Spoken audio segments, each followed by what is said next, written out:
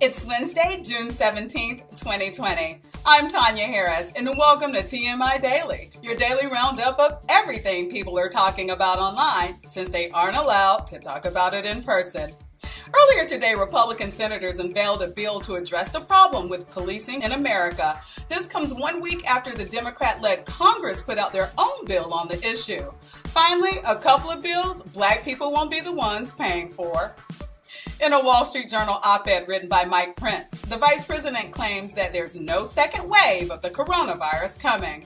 Considering that we're still waiting for his boss to admit that there was a first wave of the virus, it might be a while before we get anything on the second one. Health officials in Oklahoma are begging Donald Trump not to go to Tulsa on Saturday for his planned rally due to ongoing concerns about their coronavirus outbreak. Look, you're talking about a guy who never listened to a woman who asked him not to go there. So what are the chances he's going to listen to a state instead? Trump is threatening to sue his niece Mary to stop her from releasing a tell-all book about the Trump family. No word yet on when the president plans to claim he hardly knows her.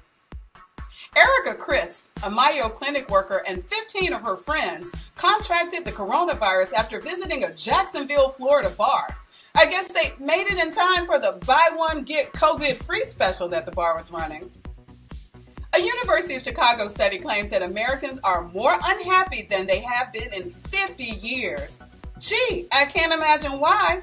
I wonder if they're also going to tell us that Americans think that the sky is blue. Quaker Oats announced today that due to the ongoing debate on racism, they will be changing the name and image of their Aunt Jemima brand of pancakes and maple syrup. This was quickly followed by Mars announcing that they would be doing the same with their Uncle Ben's brand. Once again proving that when white people get upset, it's Black people who always end up losing their jobs. Man, with all of these changes, poor Betty Crocker is going to be so confused. Bravo has fired Below Deck Mediterranean star Peter Hunziker after a past racist post was exposed. This marks the first time a racist Bravo star was literally thrown overboard instead of just metaphorically. Netflix CEO Reed Hastings is donating $120 million to historically Black colleges and universities, which is clearly a lot easier for him than trying to produce something for Black people to watch on Netflix. Gwyneth Paltrow plugged her Smells Like My Orgasm candle on The Tonight Show with help from her son, Moses. Shh, if you listen closely, you can almost hear Moses calling his future therapist. Now, let's send it over to today's TMI Cast and Crew Roundtable. Stay safe. Fake knives. Awesome. Okay. Hi, everyone, and welcome to another episode of TMI Daily. I'm Veronica Aiello, and as always, I'm joined by some of our family members from TMI Hollywood. In a few minutes, we're going to be also joined by Connie Ponturo. She's going to talk about the reopening of her Pilates studio here in Los Angeles. And it's also Wednesday, so you know what that means. We'll be ending our show with one of our classic TMI Hollywood sketches. Let's go around the room and let's say hello to everyone that's watching and listening at home. Let's start with you, Jess. I'm still in the same Taco Bell, but you can talk to me here. Joe? I'm not going to let Emma get all the money, so my Venmo is down here somewhere. Okay. Chris? Hey, what's going on, guys? Emma? If you do want to tip me, my Cash App is right there. Jocelyn? Hi, everyone. And Shayna? Just the tip, though. Just the tip. Okay, so let's get started. Earlier today, Senate Republicans unveiled the Justice Act, their attempt at police reform on the federal level. This comes 1 week after Democrats in the Congress released their Justice and Policing Act. Both bills share common ground to some extent, but there are also significant differences as well. Both call for bans on chokeholds by police, although the Republican bill states that it can be used if the officer's life is in jeopardy. Democrats want to make it easier to prosecute police officers for misconduct, whereas the Republican bill calls for them to deal with de-escalation training. The biggest difference in the bills is that Democrats have added qualified immunity reform, which the Republicans don't have in their bill. Do any of you want to explain what qualified immunity reform is, or would you like me to do it? Go for it. Okay. The qualified immunity doctrine was introduced by the Supreme Court in 1967 and was originally intended to protect law enforcement from frivolous lawsuits by saying that officers could not be sued and found financially liable for anything they did while in the course of performing their duties, as long as they didn't do anything that was outside the realm of a reasonably lawful act, meaning that if they killed someone during what they believed was the commission of a crime, they couldn't be sued for it. But if they just walked up to someone without reason and shot them, that was not covered. Since 2005, courts have been allowing this to be a way for police to get out of civil litigation in cases of excessive or deadly force. More or less, all of this means that a police officer can inflict bodily harm on someone without fear of being legally held accountable if the officer can show that they felt their action was necessary. Considering everything we are seeing almost on a daily basis today, should qualified immunity be removed? Any thoughts? Jess, let's start with you. Hell yeah. How many weeks, even before all this kerfuffle, have I been talking about qualified immunity? This shit's fucking terrible. And this is one of the reasons why I like the idea of a private police force. Even if you don't like that idea, every human should be held to the same standard. Another thing I say, like every show, everybody should be held to the same standard. And if you kill somebody that's not justified, you need to be culpable for it. But I think, you know what, we should, and if you remove that, you don't even have to worry about what holds that cops can put on people or what lengths they can go about like arresting someone, because right there, that'll solve it. Cops are not going to be held liable for when they do something really terrible. Okay, so then let me ask this question. If some of you think that it should not be removed, should it be reworked with a narrower interpretation that wouldn't give police a blanket defense of everything they do? Wait, what? Qualified immunity kind of does, because at any point, like just with Rashad recently, like they'll say, well, he went for a taser, which, you know, but the cop can easily go, oh, I thought he was going for my gun, so I had to kill him. You know, it's like. Hey, anybody else have any thoughts on this? Chris? Yeah, that's the thing too. It's like it already, like Jess said, it already kind of gives them that blanket of security when things do go wrong. I mean, it's hard to sit there and try to mask it, because you see different situations where like somebody can literally be coming at a cop with a weapon and that person still ends up in handcuffs and sent to like a mental health facility. And then you see the person who's running away with the taser, who's running away, get shot in the back.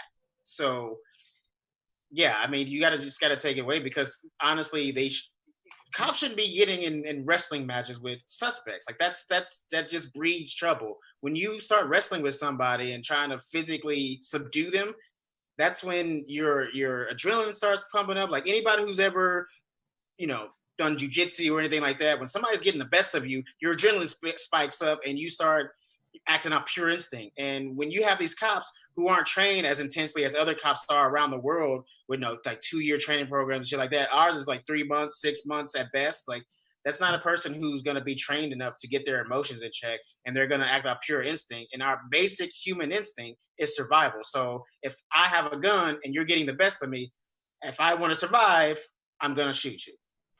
Okay, Emma?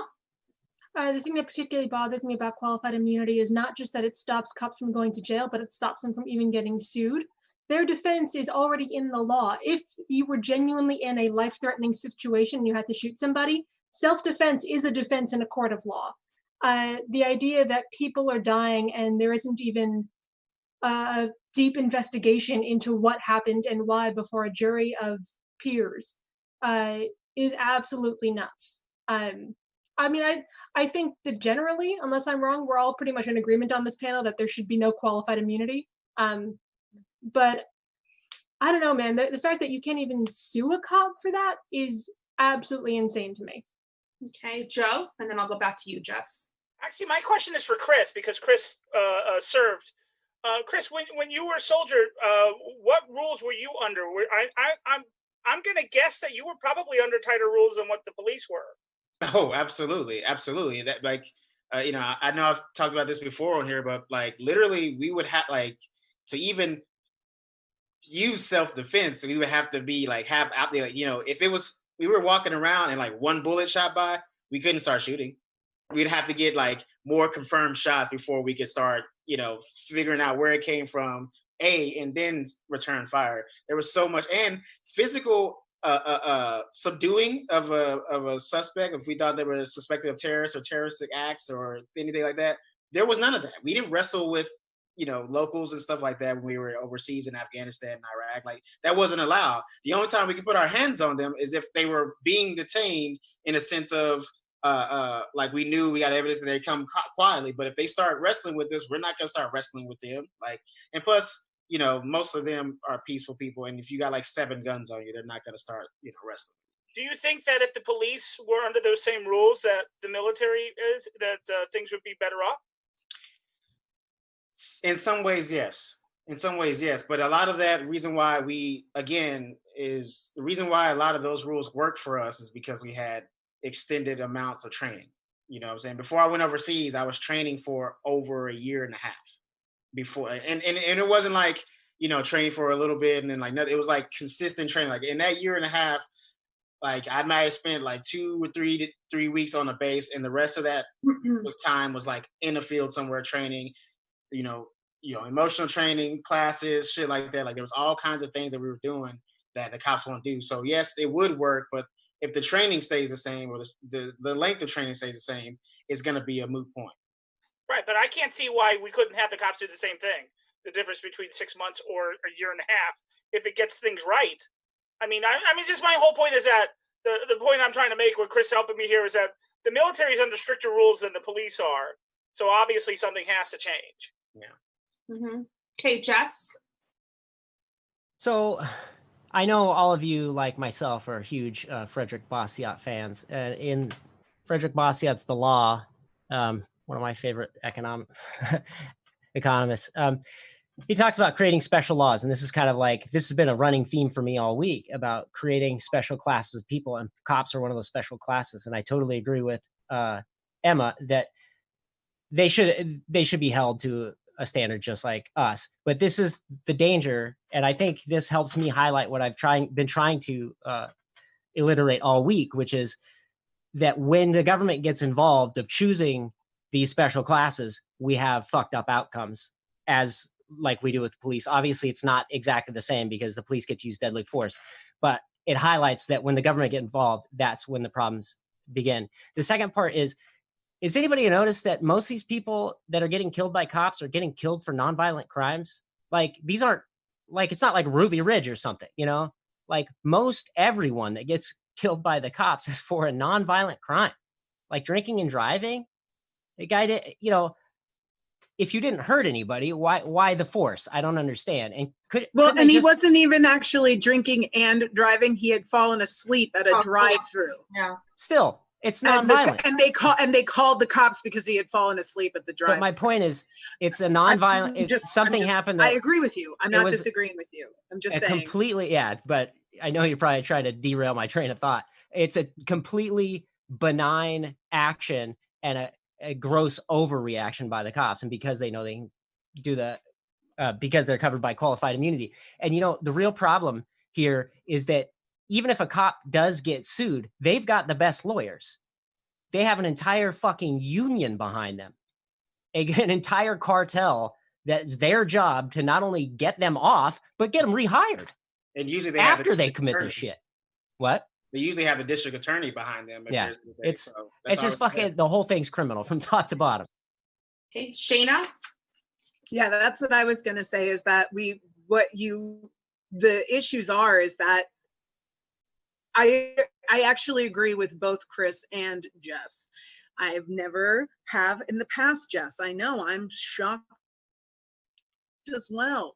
But I do agree with both of what you were saying. And Joe as well. I think that we need to institute longer training, of course, more training across the board for police to be able to handle any of the situations that we've been talking about on the show, both mental illness, being emotionally sound and stable to handle situations that come up, and also being prepared to deal when physical altercations will arise, because that's going to happen. You're dealing with people who are drunk and disorderly or whatever. That's going to happen. People get aggressive. I mean, it happens. It happens on a regular Saturday night in a bar. So I can't imagine when you're breaking the law and you're caught in the process of breaking the law, how much pushback you might have with somebody. Anyway, that being said, I absolutely agree. Qualified immunity, you should at least be able to sue for financial. This is the part I agree with you, Jess. And I also agree that the rehiring is something that's in the Democratic thing, that's not in the Republican thing. And I think that that's important, because a lot of these cops get fired from the places where they've committed these racial injustice or these hate motivated crimes. And then they can just go the county over or go to the state police and get their job back, or go to corrections and get their job back. They don't, there needs to be like a police thing, the same way sexual offenders have to register. I think police should have to register once they've been in one of these incidents. They should have to register. And then it's like, same kind of thing. I don't know if it's 1 strike or 3 strikes, that I don't know, because I think it's 1, but I mean, I like Jess, I don't like cops, so I think it's 1 and you're done, but that's me.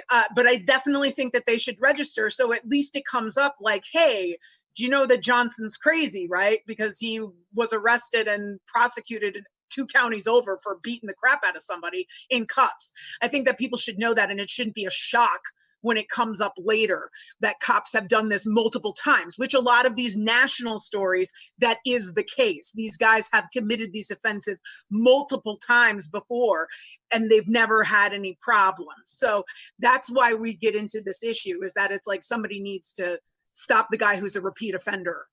Oh, and real quick on the training thing, why are we training them to use overwhelming force in some nonviolent altercation? They've got your ID, they know where you live, chances are they have possession of your car. Just go roll by and pick up the guy later. Like, why does it have to be some like fist fight in the moment? There's easier ways to take care of this stuff. Like, training's got to be looked at too. Absolutely. So one criticism of both bills, as well as Donald Trump's executive order from yesterday, is that these kinds of changes need to start on the local level, and that federal guidelines are always going to be too generic to fix problems that may be much worse in a local municipality. Basically, they are saying that the federal government can't make a one-size-fits-all plan that will fix problems in every community. Do you agree with that, Jess? I feel like everybody's getting red-pilled now. Like, I'm like the small government guy that's like, no, why would the Fed have anything to say what happens over here? Of course, I think that's crazy. And like I just said during the last question, like, once they get their hands in it, it gets ruined. So yeah, they should just leave it up to municipalities to figure out. Okay, Joe? Yeah, I mean, like I had said before, I was a dispatcher for a small town in Florida. I mean, they had 12 cops. 12 cops is not the LAPD, it's not even like a little city, and every one of them runs differently, so they have to go specifically. So I agree with Jess 100%. I mean, you got to go down to that level, and you got to know what works for you, but you got to know you got to fix things. Okay, Shayna? I don't think there's anything wrong with having a general federal policy, but I think the specifics have to be done on the local level. I think that the only reason why I said there should be something federally is because a lot of places will be like, oh, well, then we won't do anything, because that has been proven with COVID. We don't need to do it on a human rights level when it's been shown that some people left to their own devices will be like, okay, let's just play and see what happens. So some federal markings I think will be helpful. Okay, Emma. I think that there are certain things that can be implemented nationally. It doesn't matter how big or small you are, like having a database of people who have done this multiple times. Having guidelines like you shouldn't be able to use chokeholds anywhere. Like, I think guidelines are one thing. I think that enforceable specifics are another. And I don't think that the federal government can enforce that much when it comes to their guidelines in every single town or city in America anyway. But having a general idea of what is acceptable across the board is not an unreasonable idea. Okay, Jess? Yeah, this is all just political posturing, obviously, too, for the next election, because like you pointed out, Emma, there's not really much they can do. Really, the federal government, all they're supposed to do is enforce natural rights, like I've been talking about, like the Bill of Rights and things like that. That's it. Everything else should be at our level, up to us, our communities, and have us decide what's right for us. Like we don't need these guys figuring this out.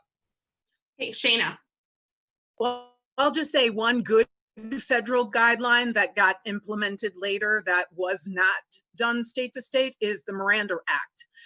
I think that's a pretty good federal guideline because a lot of people who get arrested don't know their rights and don't know what happens once they go to jail. So I'm just saying, having guidelines, I agree with you, Emma, having guidelines. I don't know how it would be enforced federally because it's not, but having a basic framework federally, I think is a good thing. And then of course, specificity is going to happen locally and state-wise. Okay, Jess, did you want to say one? Yeah, we have a framework. It's the Bill of Rights, and that's your Fourth Amendment. That's what they Mirandize you with. And if we could get civics back in school, like people would know that, then the problem solved. Okay. But they still have the Miranda Act separate from the Fourth No, Amendment. I know. I'm just saying, like. So it is obviously it was a problem, Jess. So otherwise they wouldn't have done it. So Yes, that's why I'm saying clearly there's an issue with this. So having a federal guideline wouldn't be a bad thing. I mean, just like framework on top of framework on top of framework, and that's where we're at now with this overgrown beast. Like, let the Bill of Rights take care of it, and then go local. Take that money and put it into education, and you can get your civics class. Maybe some spelling. Spelling would be nice. No, we got autocorrect for that. Wonderful. Spelling would be amazing. Cursive and time telling too, Joe. Cursive and time telling. Right now, so that a whole generation doesn't know what I'm saying. Cursive what? What's that? Cursive and time telling. They don't teach either one of those. They don't have enough time. Okay, so it's time for today's Just One Question. I'm going to pick some of the topics from the top of the show and ask you one question about the topic. Mike Pence said in an op-ed piece he wrote that there is no second wave of the coronavirus, which, although misleading, is actually true because we're still very much in the first wave of the virus. Should he have to clarify that point, or do you think he was clearly trying to lead the people into believing that there will be no second wave? Chris?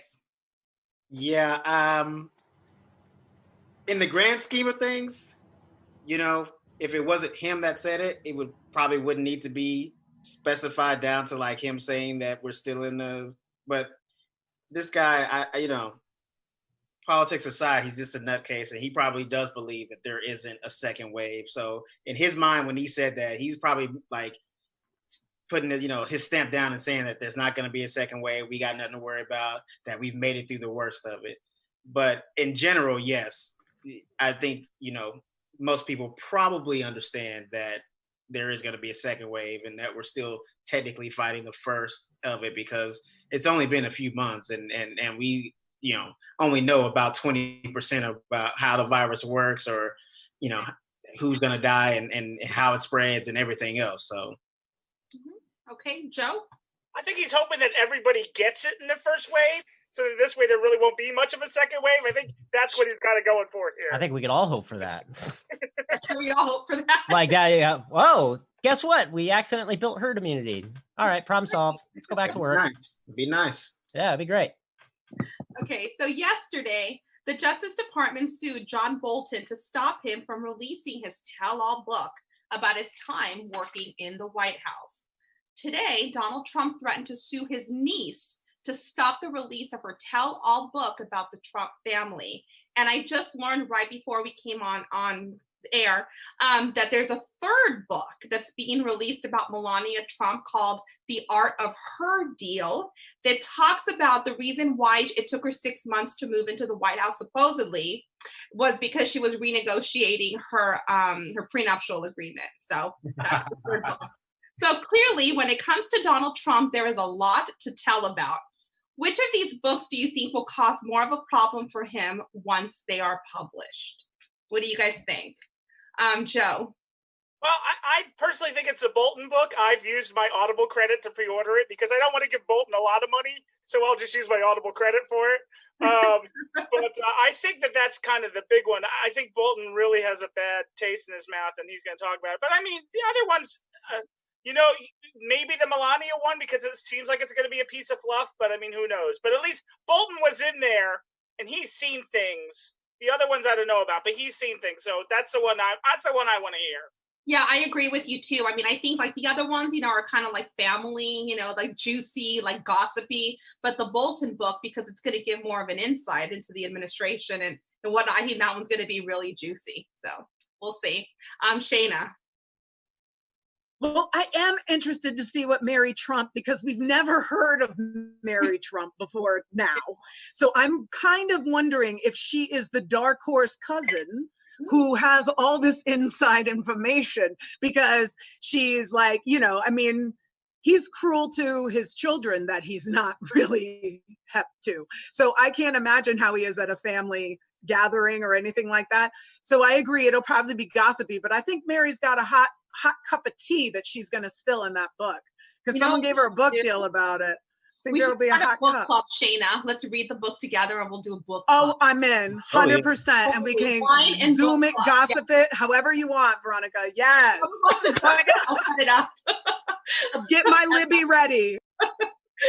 Emma? So I'm going to go for the third option. I'm going to say the Melania Trump book, because, I mean, listen, we've already seen what Trump is like inside the White House in The Fire and the Fury. Like, books have come out that have talked about what it's like inside the West Wing already, and it doesn't seem to affect him. Nobody seems to care. We all kind of already know this stuff. But I bet you that the Melania Trump book has some stuff that's going to make him look real weak just as a man in terms of his relationship. Mm-hmm. And listen, is it going to affect his presidency, like any kind of policy? Probably not.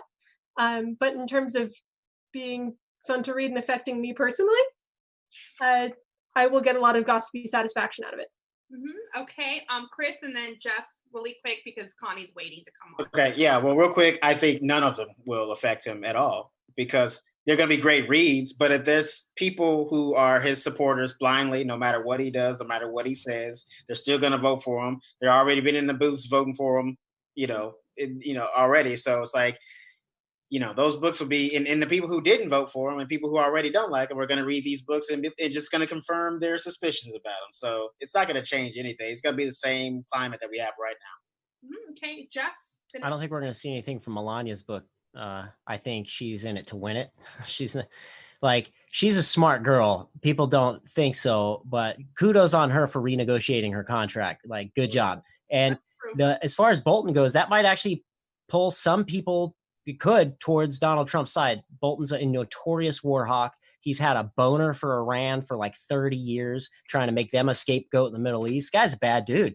And Donald Trump ran on the platform of, bringing the troops home. So maybe we'll see that he actually wanted to pull the troops home and was contra Bolton. That might actually help him.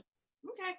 All right, guys. So I'll see you guys in a few minutes. Let's get Connie on here. And then you guys have questions for her, we'll ask her. Yeah. Let's see, where is she? Hi, Connie. Connie, can you hear me? I can hear you. Hi, how are you? It's so nice to meet you. Nice to meet you. How are you doing? Good. How about yourself? I'm good. Thank you. Good. So I want to talk to you a little bit about what you do, and I have some questions for you. Then in a few minutes, I'm going to bring our panel on, and they might have some questions for you as well.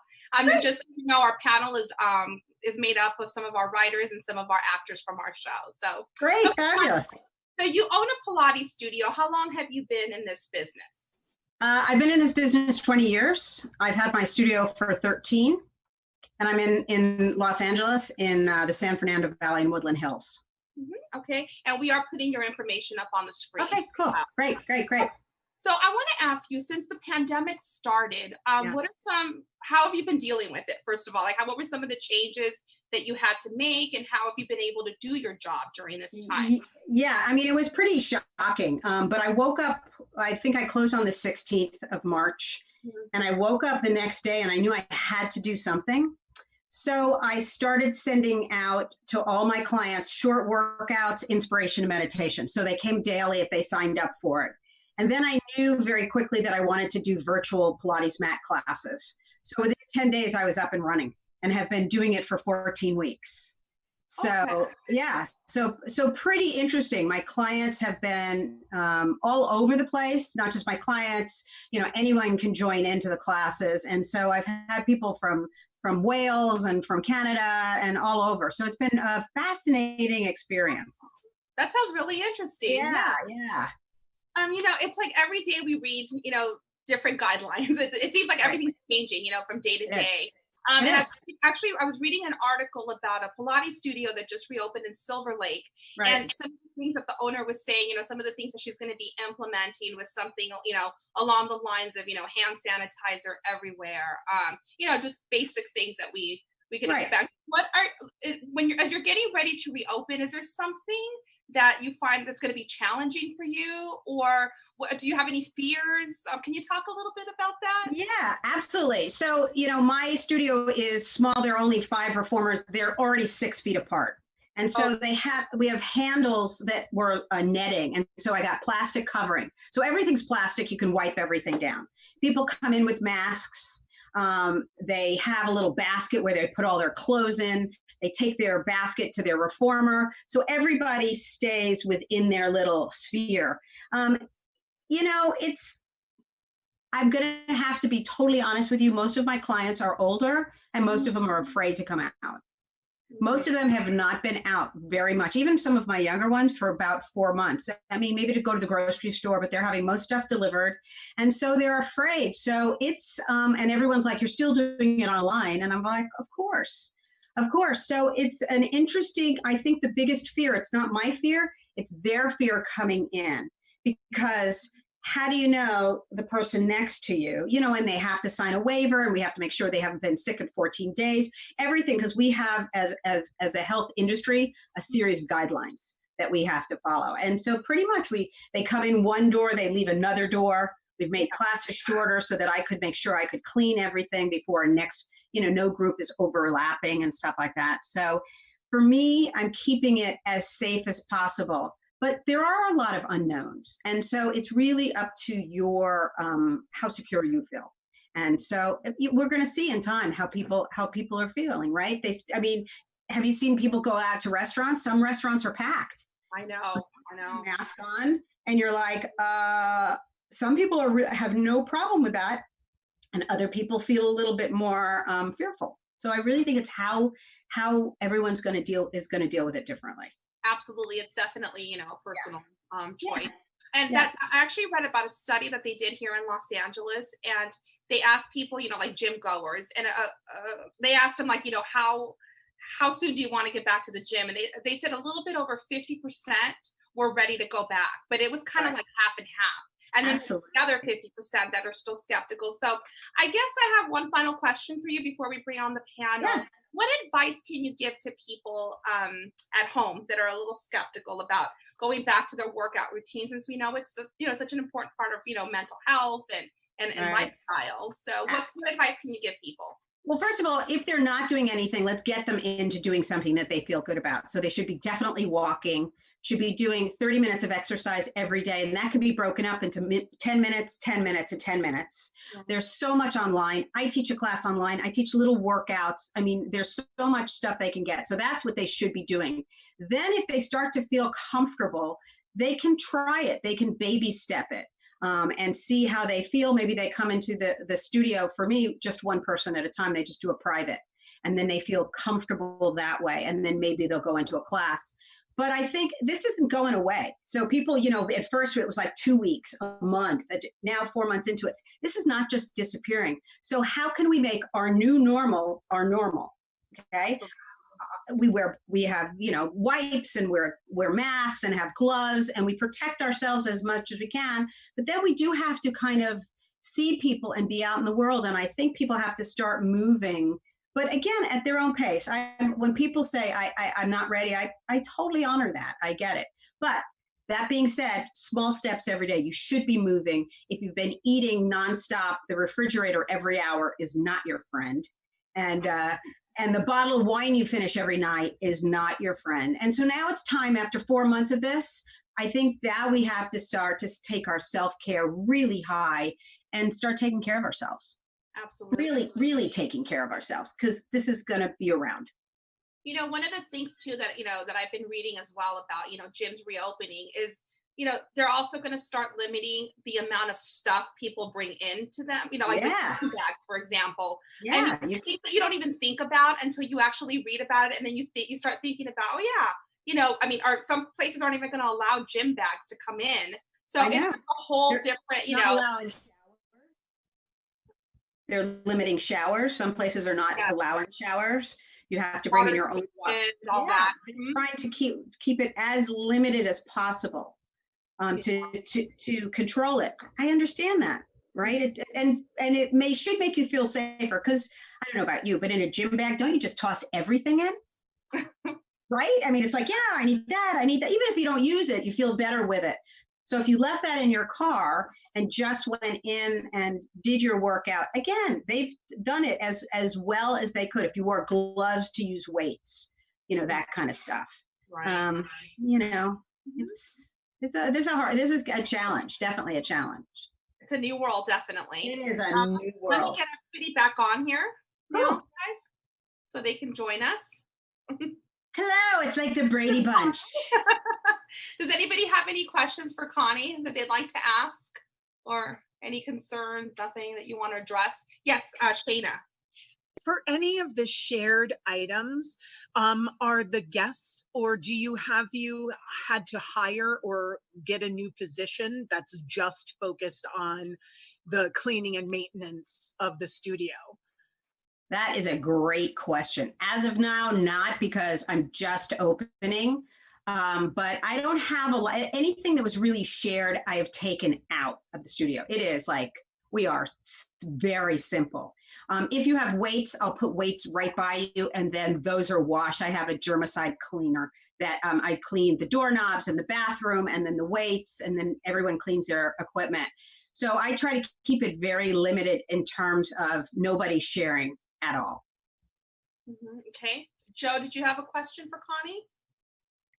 No, I've seen pictures of like I want to call them hamster balls, but like the clear cubicles that they're putting people in, which is, so it's like a room within a room, within a room. And I don't know, I kind of go by the airplane theory of when you smoke in an airplane, like everybody's gonna inhale it. Oh yeah. Do you think that that's really gonna help? I mean, obviously, I don't think it's healthy for people to be working out in a mask.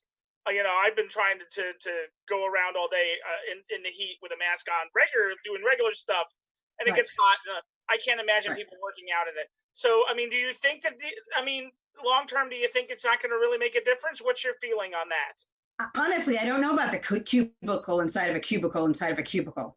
I mean, that's new to me. But, the mask thing is, you just have to get used to it. I mean, remember, this is all new for us. And everyone's like, I can't do this, I can't do that. But the truth is, I mean, you can't do heavy breathing. But if you can just get used to it, you get used to it. I mean, I teach all day in my mask. People are like, oh, is that so difficult? No, it's what I do. And if wearing a mask is going to keep me safe and keep you safe, I'm wearing a mask. The whole when people are like in Ventura, they're picketing. This woman is making a big deal because it's her right. What?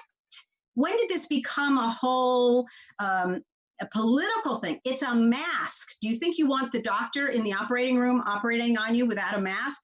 I don't think so. So that's how I feel about that. I don't know about the cubicle. I mean, so you got me on that.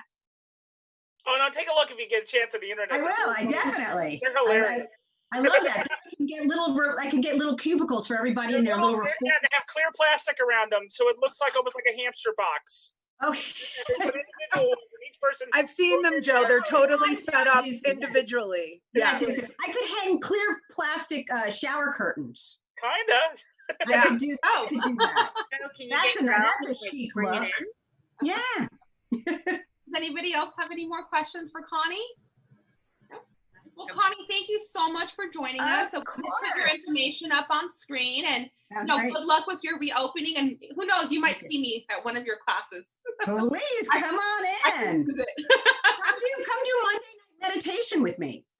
You just do it's sleep-based meditation, so you do it lying down.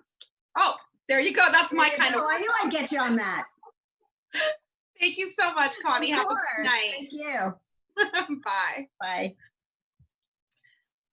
So I have one question for you guys. A University of Chicago study said that Americans are the most unhappy they have been in 50 years. Now, I'm no researcher, but I think I could have come to the same conclusion without asking anyone.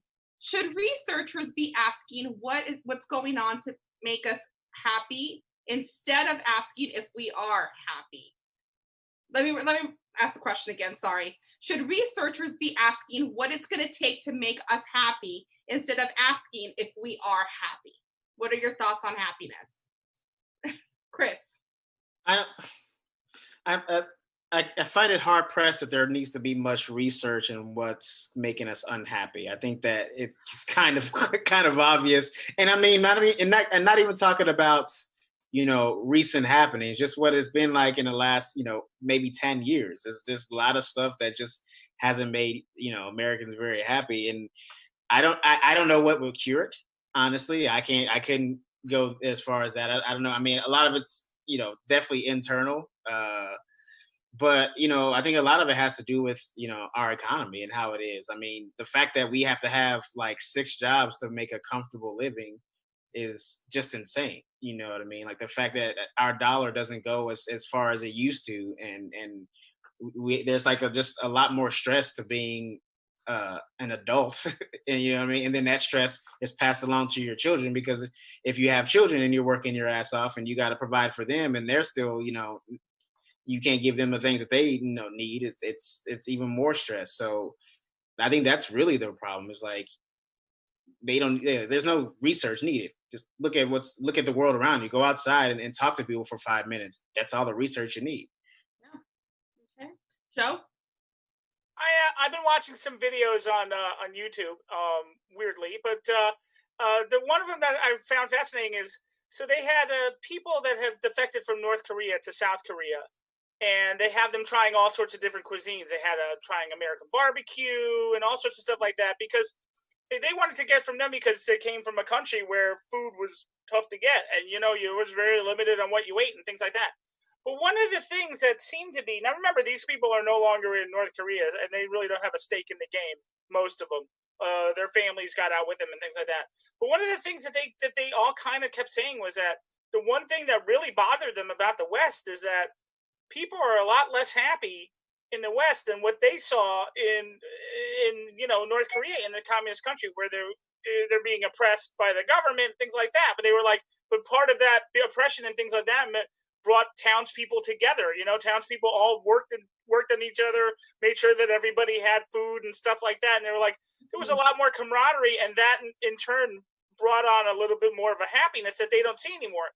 They saw people being isolated and things like that. So I don't necessarily think it's how much stuff we got. I think it's just kind of, you gotta have a mindset. I mean, we're all of us here our jobs is to try and make people happy. So maybe we got an inside track. I don't know. Okay, Shayna? Oh, I think some of it is too, we've become instant gratification society. We get emails, we get texts. You can, you know, in a lot of ways that is a very freeing thing. And I think technology is amazing for that, but it's also very confining, because then when you're on vacation, you're not really on vacation, because you're still on the email chain for something at work. You're still getting notifications. So you're still in the loop per se. We don't ever really, as Americans, step away anymore. We really don't take vacations in a real way. Even during lockdown, people were like Connie was talking about, people were kind of abusing themselves, like drinking to excess, you know, to not deal with what's going on, or, you know, self-medicating in terms of dealing. And I think because we've become a more self-medicating country, meaning more opiate use is up, self-medicating, and we also, you know, I think all of that has affected us. Okay, Jess? Well, no offense, Joe, but I'm going to call bullshit on your whole theory about like being oppressed brings people together, because we've all been plenty oppressed here like the last few months, and I don't know what country you're living in, but we're pretty fucking divided. I'm just going by what they said, Jess. I know. I'm just like, going by what they said. I was just trying to apply that to what's going on right now. And I'm like, well, by that calculus, we should all be pretty fucking tight right now, but we're pretty divided. I think what it comes down to is a steady decline in purpose, you know, and I think the easier our lives have gotten, and the more we've shirked responsibility and put that onto the government, the more the government provides for us, and the more things are taken care of for people, the less purpose they have. People are happy when they have a purpose, when they're doing something positive for themselves. People need a purpose. Like, I don't know. I think paying people to stay home is going to be a recipe for depression. So I say people need to get their purposes back. Stop focusing on how much other people or the government can give you, but what you can do for yourself. And you'll find happiness when you're getting that reward of making your life better. Okay. And I want to add something to what Joe was saying. You know, one of the things I noticed when I go to Mexico to visit my family is that people out there are really much happier than we are here. A couple of things that always stand out to me is, you know, for example, like if they're celebrating a birthday on a Tuesday, the family gets together on Tuesday night. I mean, it's not like they wait till the weekend because everybody's working all the time. You know, shutting down for 2 hours. You know, my family's business, they close from 2 to 4. They go home. They take time for themselves. And I think it definitely is cultural at times, but I also agree with what you're saying too, Jess, as well. You know, everybody just, you know, we all kind of have to be responsible for our own happiness. So. And also, I want to add one more thing. Online, Peter is saying that in terms of happiness, I'm hoping November 3rd makes most of America happy. So with that being said, that's our show for today. Thank you so much for joining us. And since it is Wednesday and we talked about fitness today, we thought we would take it back to one of our shows back in March 2019. Today's Way Back Wednesday sketch featured our special guest, Sam Pancake, from the ABC show A Million Little Things. What happens when a school board forces a competitive girls' dance team to allow boys to participate? You're about to find out. Enjoy. We'll see you back here again tomorrow at 6 p.m. Bye, everyone.